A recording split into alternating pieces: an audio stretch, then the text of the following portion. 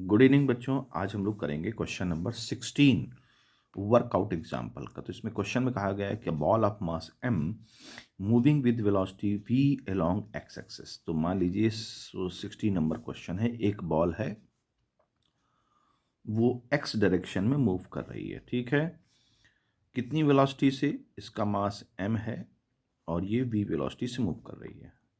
Then क्या कहता है,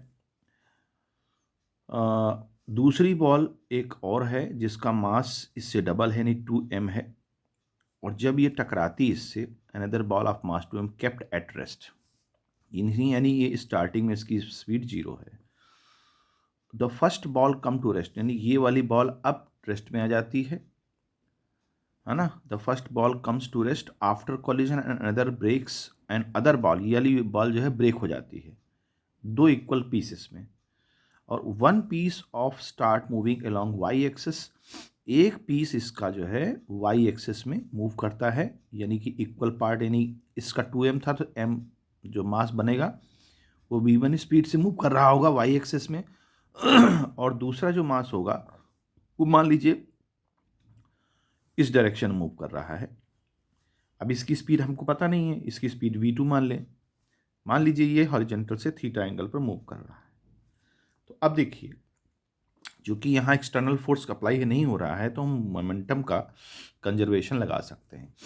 तो देखिए इस v2 के दो टुकड़े हो जाएंगे, एक ये हो जाएगा और एक ये हो जाएगा। तो v2 cos थीटा x में डायरेक्शन में और v2 sin theta y direction में, यानी y के अपोजिट डायरेक्शन में। तो अब यहाँ जो मोमेंटम का जो रूल लगेगा वो दो पार्ट में लगेगा। फॉर x एक्सेस, ठीक है, तो x एक्सिस में स्टार्टिंग में मोमेंटम क्या था? ये मास इंटू v, और इसका तो मोमेंटम 0 था। टकराने के बाद x एक्सिस में मोमेंटम इसका क्या हो गया? v2 cos थीटा, m भी लगाएंगे, और इसी तो स्टॉप हो गई थी तो +0, ठीक है। तो यहां से हमारा क्या बन जाएगा? m से m कट जाएगा तो ये बनेगा v is equal to v2 cos theta. एक इक्वेशन नंबर 1 आ गई। यही काम हम y एक्सेस के लिए कर लें। अच्छा, ये y एक्सेस में तो चल नहीं रहा था, तो ये स्टार्टिंग में y एक्सेस के लिए क्या माना जाएगा? 0। ये भी 0 ही था। अच्छा, मतलब 0 रेस्ट में था। अब इसका y एक्सेस में टकराने के बाद क्या हो गया? एक पार्ट चला गया इधर, तो m v1, और इसका इधर आ गया, तो चूंकि अपोजिट डायरेक्शन तो माइनस लगा दिया, m v2 sin थीटा। इसको ठीक कर लेंगे तो यहां से mm कैंसिल आउट हो जाएगा, तो v1 इज इक्वल टू क्या बन जाएगा? v2 sin theta. Equation number 2। अब देखिए यहां पर v1 की वैल्यू v2 sin थीटा आ गई और v की वैल्यू v2 cos थीटा आ गई। अब हमको क्या करना है? हमको निकालना क्या है?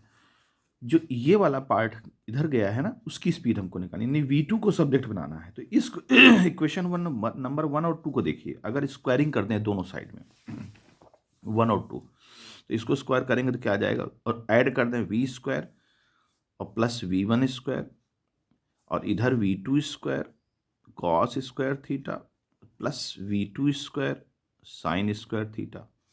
यहाँ से v2 स्क्वायर कॉमन ले लें तो ये cos square theta plus sine square theta 1 आ जाएगा, ठीक है। तो v square plus v1 square, तो यानी v2 की जो वैल्यू आएगी वो कितनी आ जाएगी? Under root v square plus v1 square. ये हमारा आंसर आ गया। अब अगर हमें एंगल निकालना होगा तो इसको डिवाइड कर दीजिए, है ना। तो यहाँ से जो अगर इक्वेशन नंबर 2/1 कर दीजिए तो क्या आ जाएगा? v2 sine theta upon v2 cos theta is equal to v1/v। तो v2 से v2 गया और tan थीटा की वैल्यू आ जाएगी v1/v, यानी कि theta is equal to tan inverse v1/v। तो ये एंगल आ गया इस पार्ट का, और इस पार्ट की स्पीड आ गई सेकंड पार्ट के। तो इस तरह से इस क्वेश्चन को